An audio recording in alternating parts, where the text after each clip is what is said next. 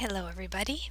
I am only 2 minutes into a class with a new student. My regulars always show up, but this is a new student, so I'm thinking maybe he's not going to come. So I thought I'd start recording just so that I don't sit here for 25 minutes and then want to record something or wait another day.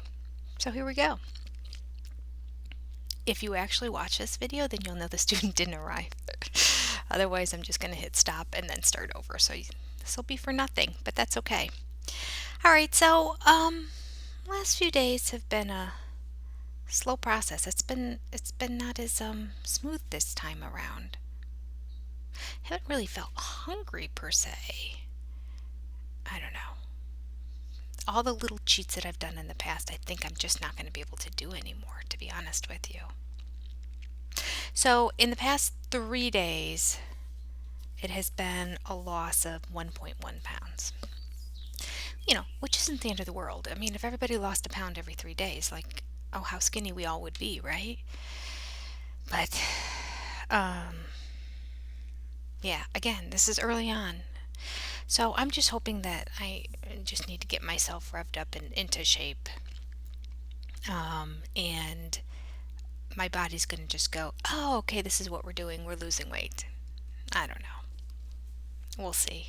It's excuses, I guess. I'm still sticking with one meal. It just works for me. The one day I did have salmon. You're not supposed to have salmon on this diet, but it's too hot in a fat content. But, I avoided the popcorn and the potatoes and everything else that everybody was eating and the bread. And, I guess the most frustrating thing would be when you know you're doing good compared to how you normally would eat. In fact, you're doing great compared to how you normally would eat. And yet, the scale doesn't show great results. So we'll see.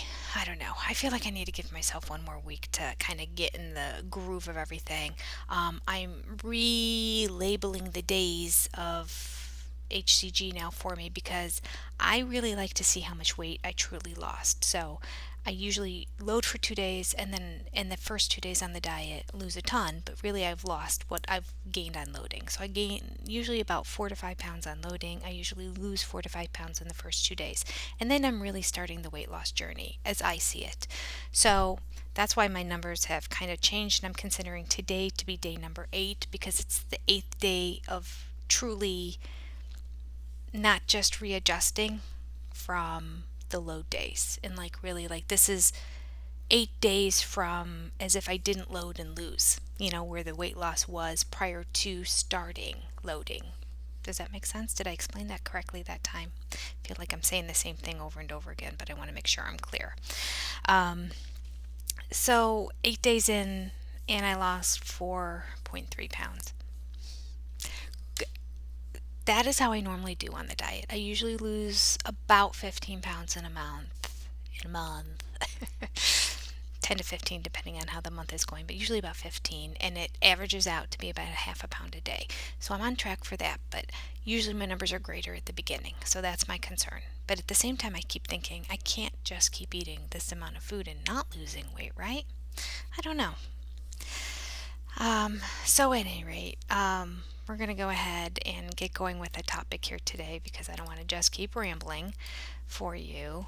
But let me pull down. I had it opened and then I closed it because one of my classes was kind of lagging, and I wasn't sure if it was lagging because of having too many tabs open. Turned out to be it was just the platform. But anyway, here we go. I pulled it back up. Okay.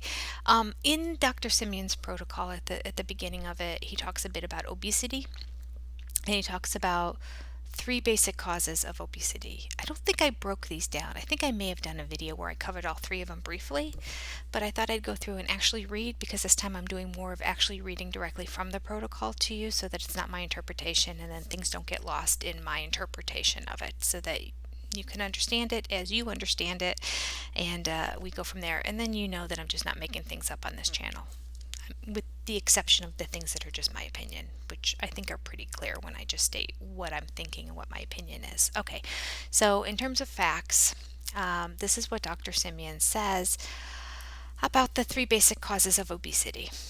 Today's is very short. It's the first one, and it's the inherited factor.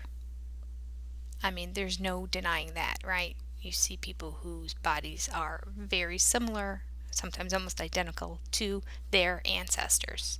From my mother, my grandmother, you can kind of look down and see what the body patterns look like over the years. So, the inherited factor, okay, I'm going to start reading. Assuming that there is a limit to the hypothalamus's fat banking capacity, it follows that there are three basic ways in which obesity can become manifest. The first is that banking the first is that the fat banking capacity is abnormally low from birth. Such a con, it looks like congeniality. Congenital means since birth. Congenitally would probably be how it's pronounced. Congenitally low hypothalamus capacity would then represent the inherited factor in obesity. When this abnormal trait is markedly present, obesity will develop at an early age in spite of normal feeding. This could explain why, among brothers and sisters eating the same food at the same table in the same family, some become obese and others do not. Okay, simply stated, right? There's not much to really break down and digest in that, other than to say, which I think we all know is to be pretty much obvious, that there is a genetic factor. Um, just like we know some people go on HCG and just drop a pound a day, a pound a day, a pound a day, a pound a day. And other people are happy to get 3 pounds within a week to week and a half. We all have different bodies. Our bodies all function differently. We're uniquely and wonderfully made. The downside of that is when we pull the short straw when it comes to weight gain and weight loss.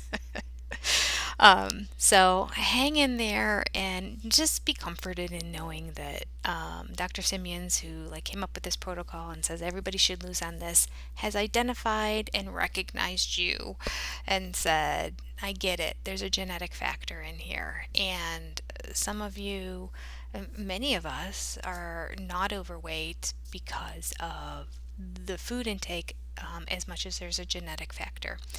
In reality, it's a combination of both. There's very few people who are obese but eat very, very little food, but they exist too. So it's a little bit of everything, and here we're just acknowledging you. In my case, if I were to look at my grandparents on both sides and my mother, and then in historical pictures that we have all the way back to the tin pictures. I mean, I have them in my generation from a long time ago. The women were all very large. This is a battle I'm fighting. I'm not right now as large as most of them were at the same age. But it's also a daily struggle for me. And I think back generations ago, they didn't really care. They weren't always trying to lose weight. This is like a new phenomena in our society. So, it's something that I think of on a daily basis. And some days I win and some days I lose. But there is a genetic factor in my family of obesity, we would say. I wouldn't say, I don't see a whole lot of severe, morbid obesity, but definitely obese. And although I think, I don't, you know what, I don't even know. I might be in the obese category again. It's always my goal is to just, my first goal on HCG is to get out of the obese category, but I never remember what that number is. Isn't that interesting how I block it out of my head? I may be in it right now, for all I know. And I need to work to get out of it. All right, so there you go. That's all the information for today. Just letting you know, listen, there's a genetic factor involved here, so don't blame yourself so much. Don't be so hard on yourself when things don't work out great. But don't use it as a crutch or an excuse to not do what you're supposed to do and say, can't do it. It's just my genes. Because the genes work in conjunction with the food. And the genes will bring you to a certain weight, but the food is what's going to take you well above and beyond. All right, there you go. Um,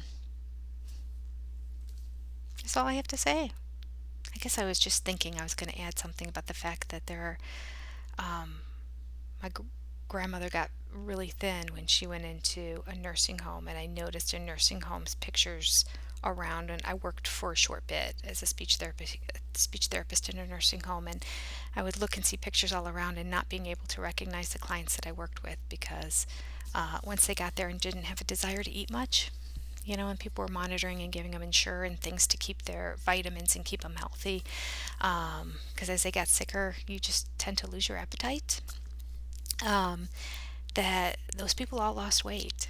So it wasn't that they couldn't, it was the amount of food that they were eating and taking in. And for some people, 1,200 calories a day is what they need and they can be thin. For other people, if they eat even 1,000 calories a day, they're going to be overweight. It's just the way it is. All right. Was that depressing? I didn't mean for it to be depressing. I wanted to start off to say, listen, some of this is out of your control, so don't be so hard on yourself. But stick with the program because results will show, even if they're slow to come. All right. I will see you again in a couple days. Happy dieting for all of you. Take care. Bye bye.